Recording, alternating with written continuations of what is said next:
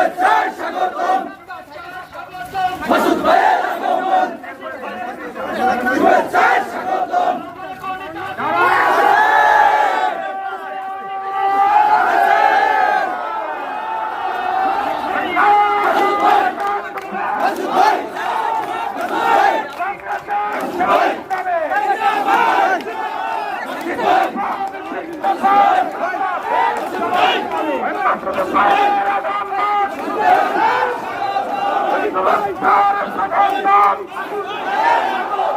বাবুলবাসীর পক্ষ থেকে